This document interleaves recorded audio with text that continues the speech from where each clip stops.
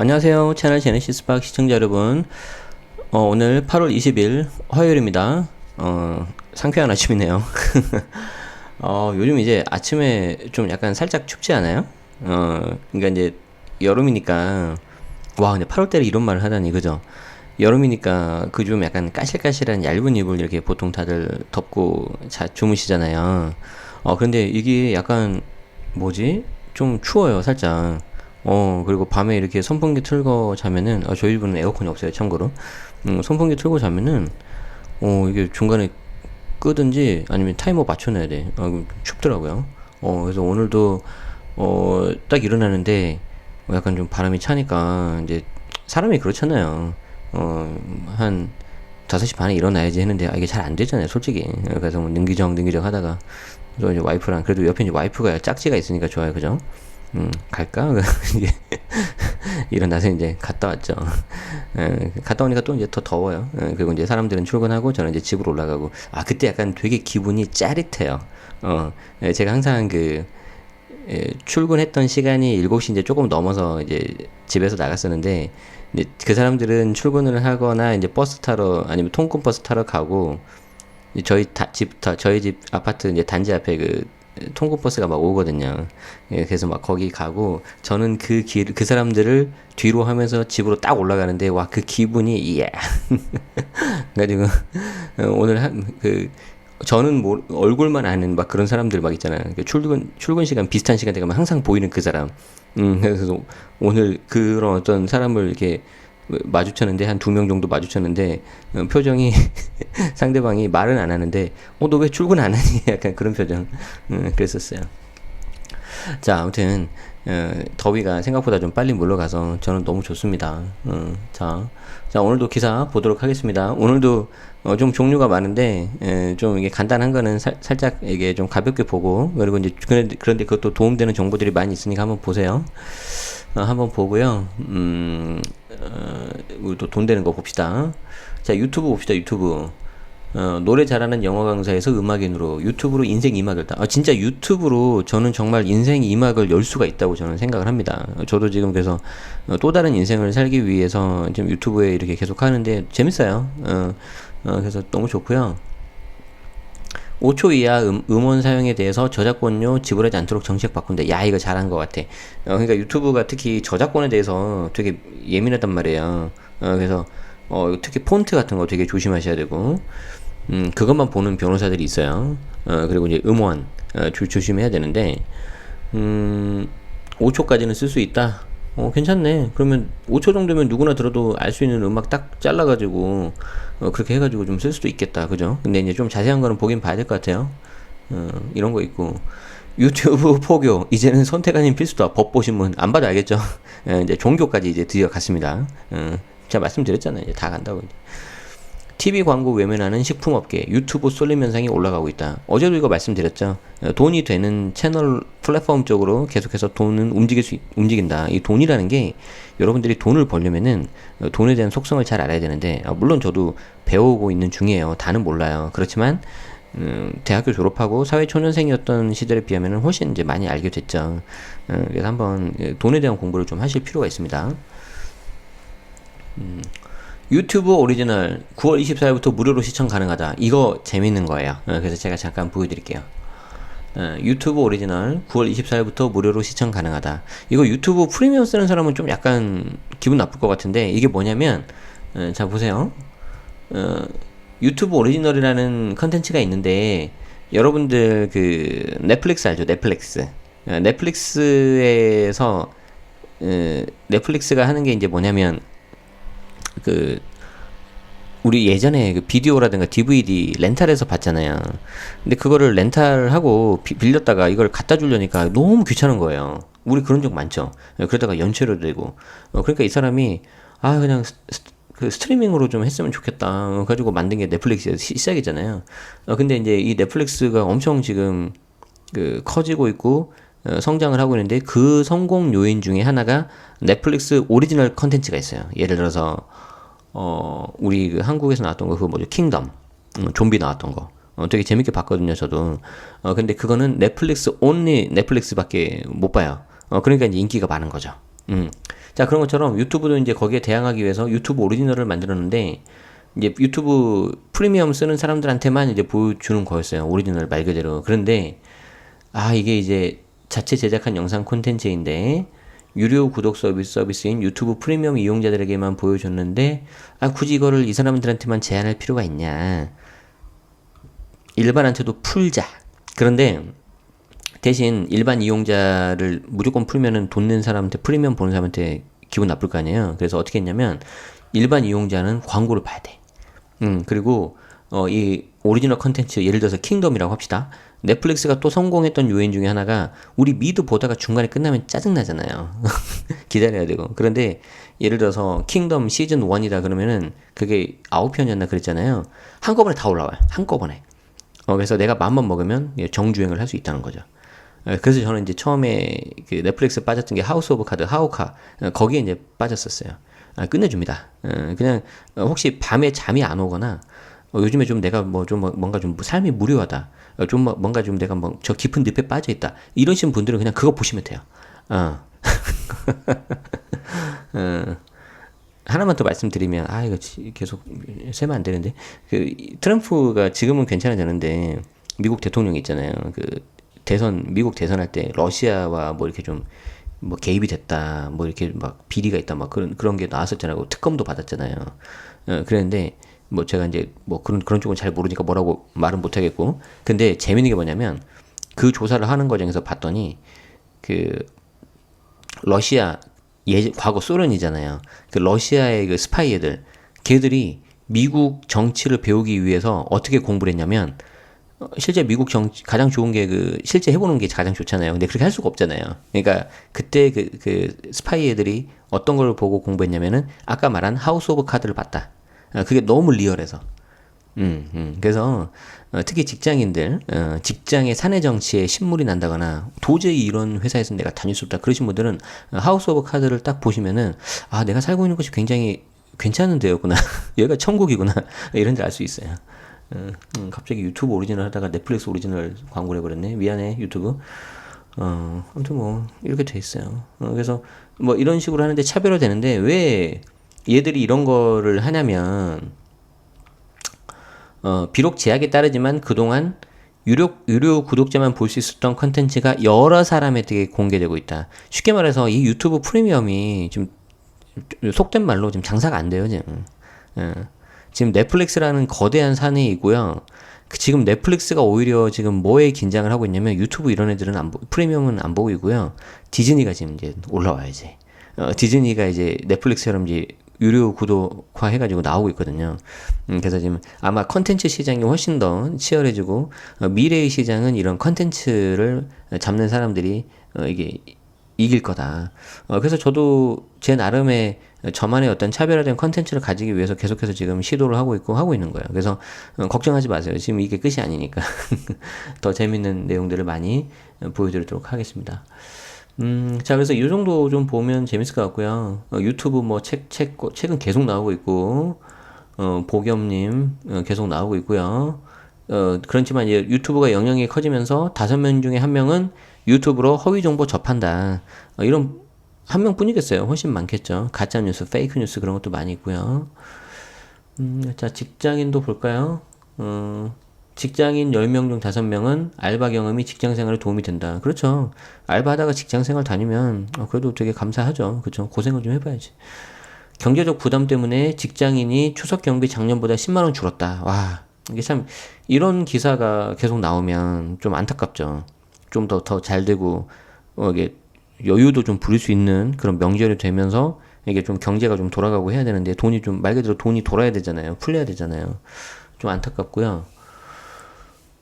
또 나왔네. 그리고 오늘 뭐 직장인 오늘에서는 특별히 볼 게 없어요. 이건 어제도 본 거잖아요. 그죠? 자, 그래서 뭐 특별히 볼 건 없고요. 자, 양도세로 갑시다.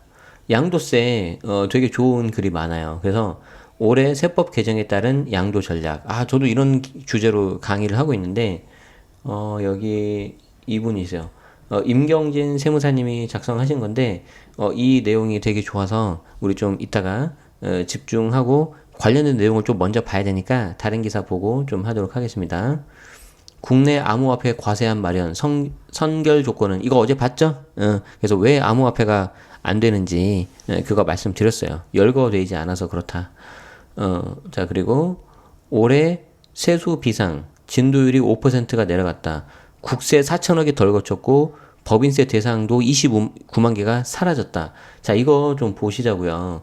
여러분들이 예전에는 뭐 지금도 그렇지만 이런 기사 안 보실 거예요. 그런데 우리가 부동산, 특히 세금, 그리고 이 경제 전반에 대한 그걸 알려면은 너무 큰 그림을 잡아도 안 되지만 어느 정도는 좀 알고 계셔야 돼요.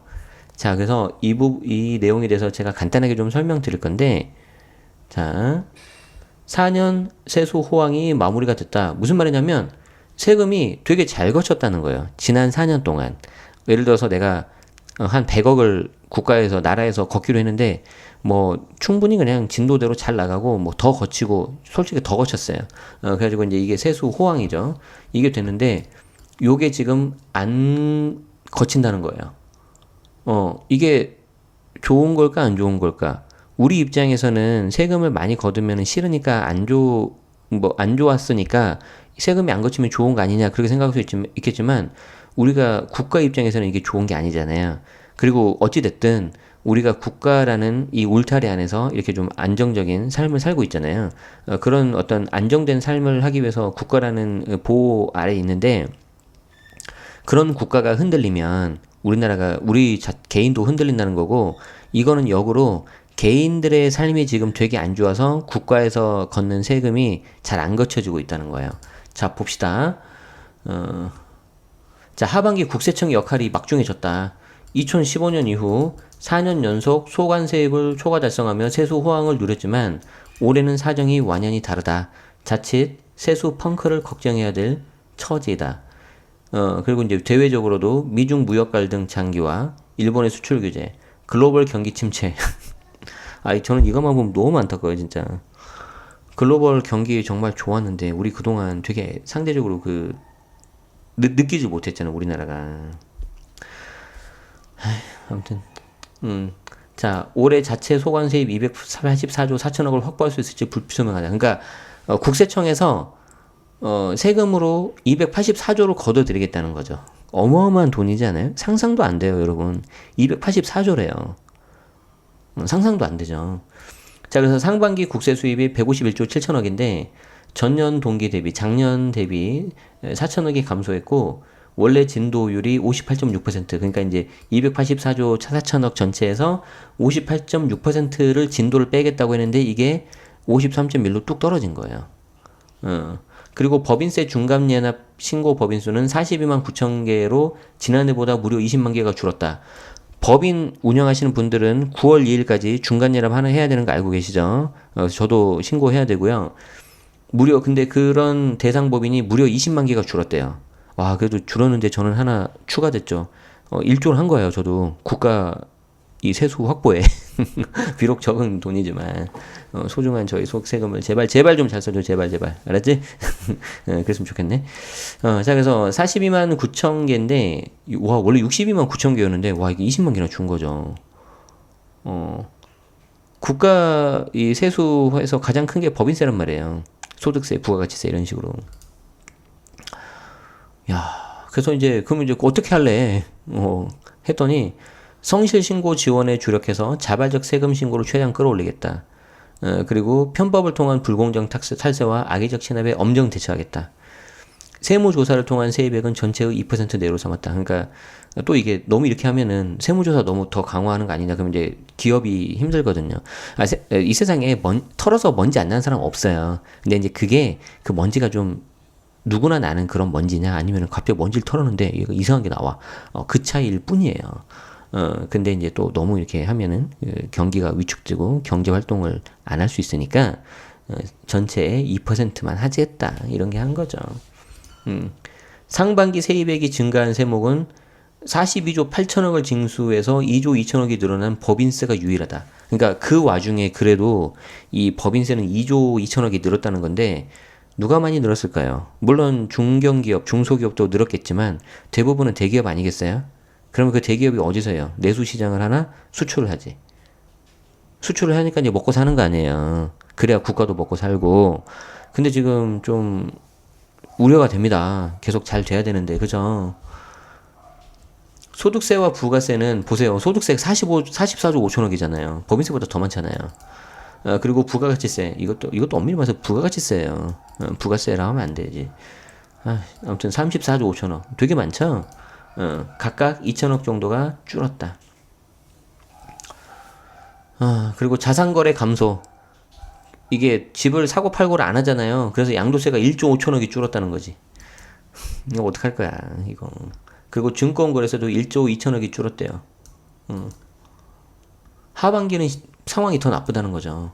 그래서 이렇게 좀 경제가 돌아가는 그 원리도 좀 보시고 국가가 어떤 돈으로 운영을 하는지도 좀 아셔야 되고요. 아무튼 우리 이렇게 법인 운영하시는 분들이 되게 고생을 많이 합니다. 저를 포함해서. 여러분들도 우리 법인 하나씩 갖고 있잖아요. 그죠? 그래서 중간연합 좀 많이 내시고요. 법인세 좀 많이 내셨으면 좋겠어요. 그래서 정말 부동산 매매업을 하실 요량으로 사업을 하시겠다는 생각으로 하시면 좋겠고, 내가 갭 투자를 맨날 했는데 이거 갭 투자 어떻게 좀 피해 보려고 하시는 그런 방법은 저는 좀 추천하지 않아요. 언제 추가과세 들어가면 그냥 당장 다 잡힙니다. 그렇기 때문에 조심하셔야 됩니다. 방금 제가 했던 말이 무슨 말인지 이해 안 되면은요, 부동산 법인에 대해서 운영하시면 안 돼요. 자격이 안 돼요. 자격 안 되신 분들은 좋아요를 누르세요. 좋아요. 아무튼 이런 내용이 있으니까 한번 좀 이렇게 세상 돌아가는 것도 좀 아셔야 되겠다 해서 제가 공유를 드렸습니다. 그렇죠. 또 이것도 있어요. 돈 까먹는 국내 증시 탈출, 아마존, 구글 사들이는 2030. 그러니까 우리가 이것만 봐도 이 아까 기사하고 연계가 되는 거예요. 상반기 법인세가 많이 걷어졌다고 했잖아요. 유일하게. 그런데 문제는 하반기라니까요. 하반기 지금 되게 안 좋아요. 일본 수출 규제 대응도 해야 되고. 물론 감정적으로는 저도 되게 일본 싫어요. 저도 되게 싫고 그러는데 이게 좀 냉정해질 필요가 있다는 거죠. 합리적으로. 그래서 되게 국가 간의 어떤 외교라든가 정세는 힘의 논리거든요. 그리고 힘의 논리고 언제든지 나하고 이득이 되면은 어제의 적도 오늘부터 만날 수 있는 거예요. 자, 그래서 좀 더 냉정하면 좋겠다.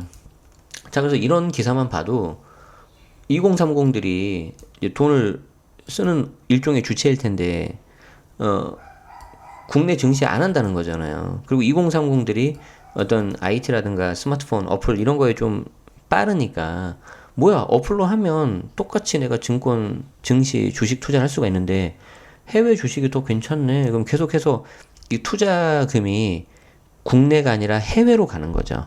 그러면 해외로 가면 똑같은 내가 투자를 받을 수 있는 그 금액이 기업 입장에서 더 줄어드는 거잖아요. 그죠?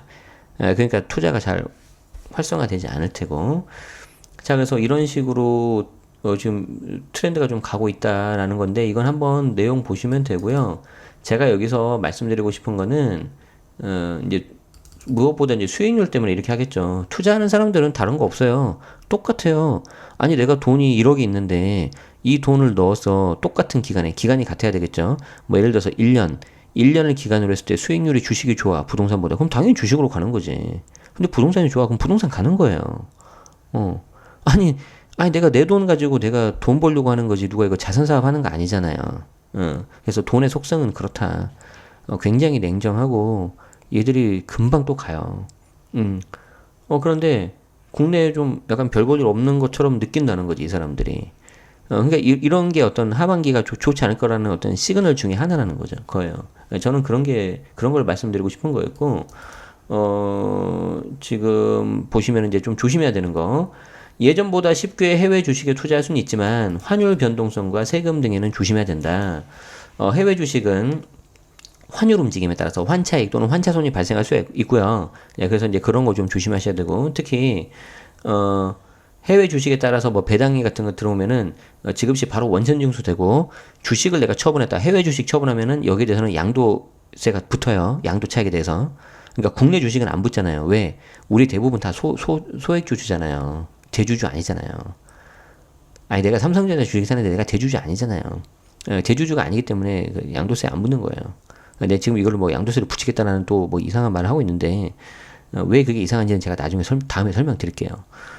그리고 이제 해외 같은 경우에는 양도소득세 신고비 납부해야 돼요. 그래서 저도 주식은 잘 안 하는데 하나 있어요. 저쪽에 이제 해외 주식인데 넣은 지 한 3년 됐나? 저는 그냥 넣고 한 10년 그냥 묵힐 생각으로 그냥 했어요. 우리 애가 한 중학생 때나 빼야지. 뭐 수익률이 나쁘진 않은데 뭐 올랐다 내렸다 그래요. 그냥 신경 안 쓰는 거죠. 근데 이런 경우에는 양도세 나온다고 이제. 자, 그래서 이런 거 알아서 최종 수익률을 내가 국내 주식 같은 경우는 말 그대로 10,000원에서 15,000원 되면 50% 내가 바로 다 가져가는 건데 수수료 빼고 해외 같은 경우에는 양도세도 있으니까 고려해라 이런 거죠. 좋아요. 4차 산업은 오늘도 별로 볼 게 없고, 자, 부동산 세금, 뭐 이런 거에 대해서는 제가 별도 언급 안 하겠습니다. 예, 그냥 뭐 다른 데서 많이 하실 것 같으니까 저까지 할 필요 없을 것 같고요. 속눈썹은 제가 와이프 때문에 하는 거예요. 소형 아파트. 소형 아파트도 특별히 없었고, 깡통전세 사기 이런 거 여러분들 좀 공부 좀 하시나요? 권리관계 보는 거. 저는 부동산 공부를 처음 할 때 경매로 시작을 했었고요. 2012년, 13년.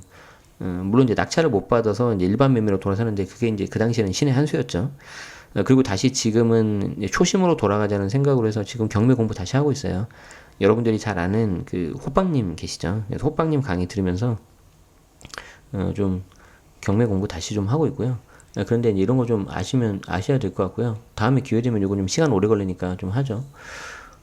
그리고 그렇지. 1인 가구는 서럽다. 기자의 내 집 마련 삽질 연대기. 자, 보세요. 자, 이거 진짜 좀 약간 안타까운데, 뭐 옆에서 제가 잔소리 하려는 건 아닌데 좀 봅시다. 자, 1인 가구가 9%에 불과했지만 2018년에는 거의 30% 가까이 늘어나면서 가장 흔한 형태로 자리매김했다. 그래서 근데 이제 이 글을 쓴 기자가 자기도 1인 가구인데 막상 1인 가구에서 1인 가구든 다인 가구든 집이 중요하잖아요. 내가 집을 이렇게 살아야 되는데 집을 마련하려고 보니까 이게 쉽지 않더라는 거죠. 그래서 이제 자기가 집을 알아보려고 봤더니 모순적이게도 청년층 1인 가구를 위한 복지 혜택이 여전히 미비한 실정이더라.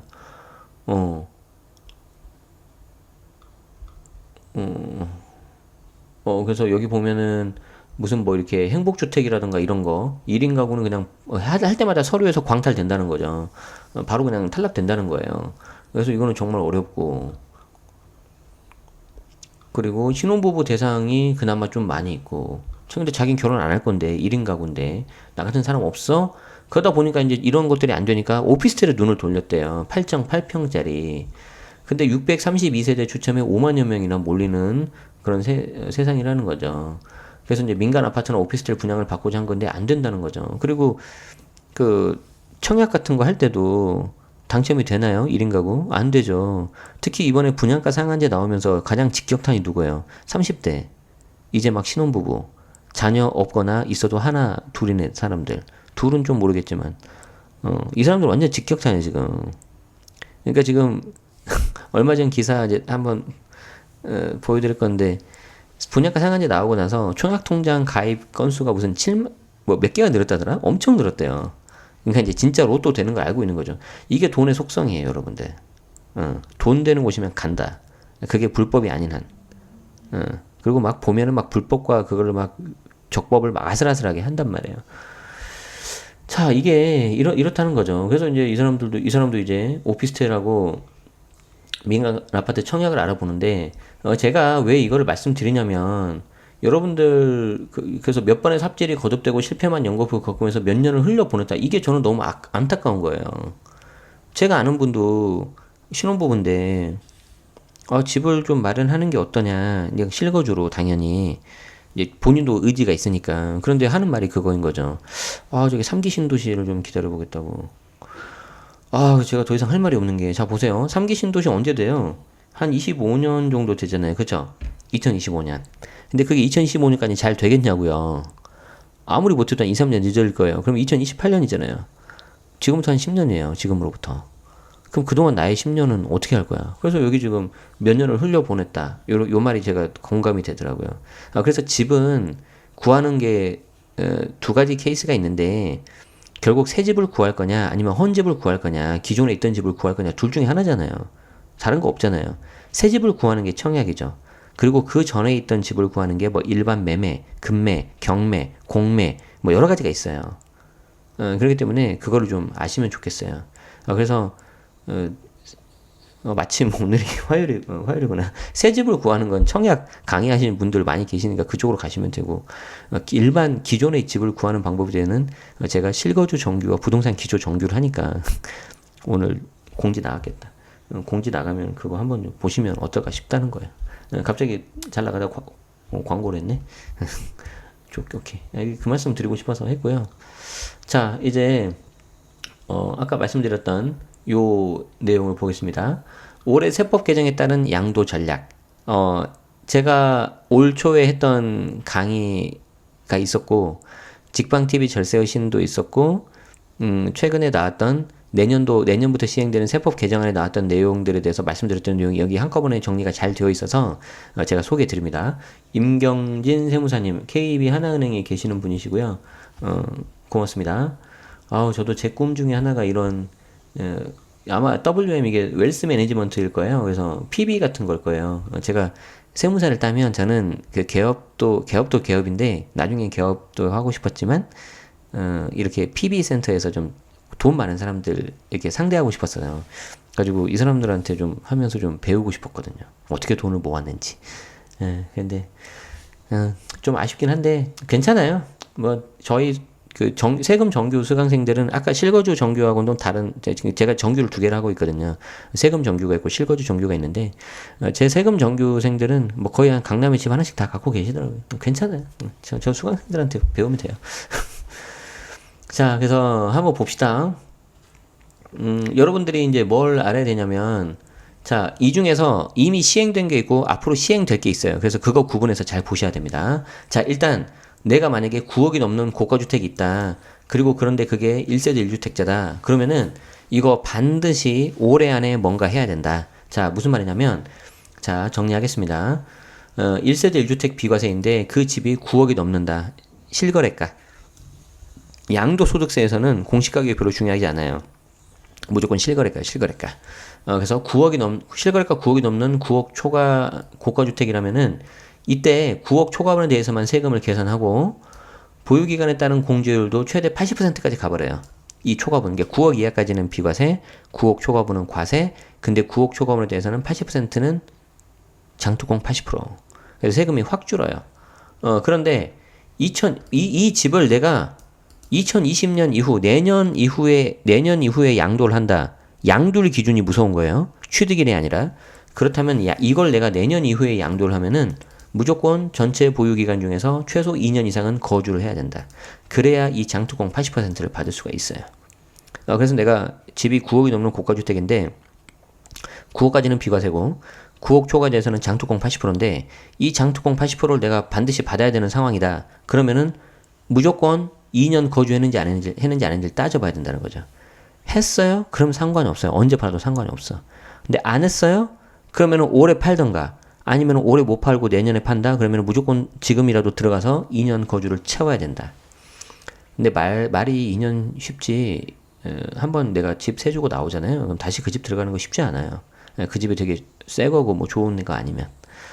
그런 사례 제 수강생 무수히 많아요. 무수히 많아. 그런 거는 이제 강의 들어오시면 해드릴게요. 왜냐면 제가 강의 홍보라기보다는 너무 많아요. 다 못해요 지금. 다 못해.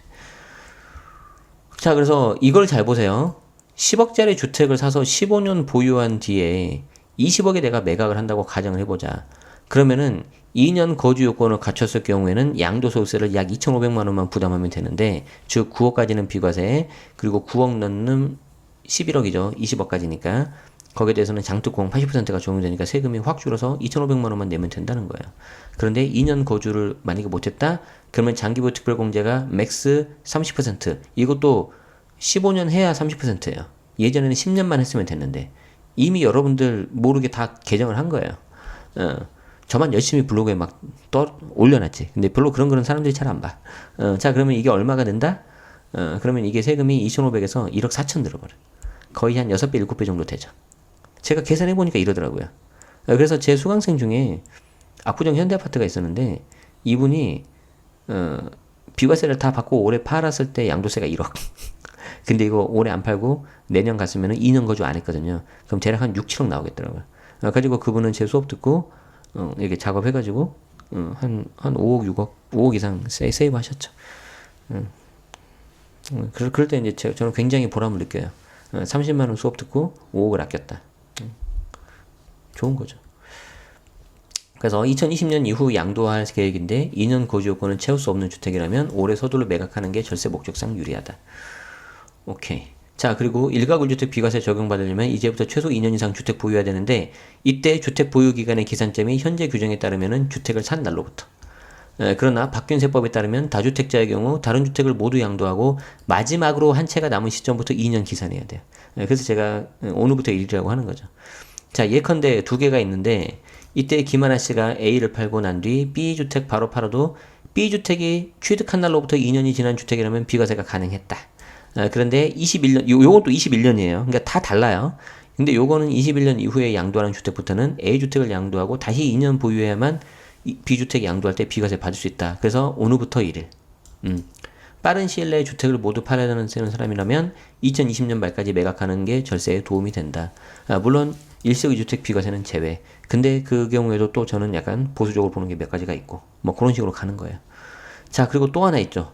올해, 이제 요거는 올해 개정세법안에 포함된 내용이고, 아직 이건 통과는 안 됐다. 그렇지만 이거 통과되겠죠. 그래서 한번 보자. 자, 상가주택처럼 하나의 건물에 주택과 주택 외의 부분에 대한 게 있는 경우에 주택 전체 면적이 더 큰 경우에는 전체를 주택으로 봐서 양도세를 계산을 해요. 그러나 바뀌는 세법에 따르면 면적 상관없이 주택 부분만 주택으로 보고 그 외 부분은 일반 건물로 봐서 양도세를 산정한다.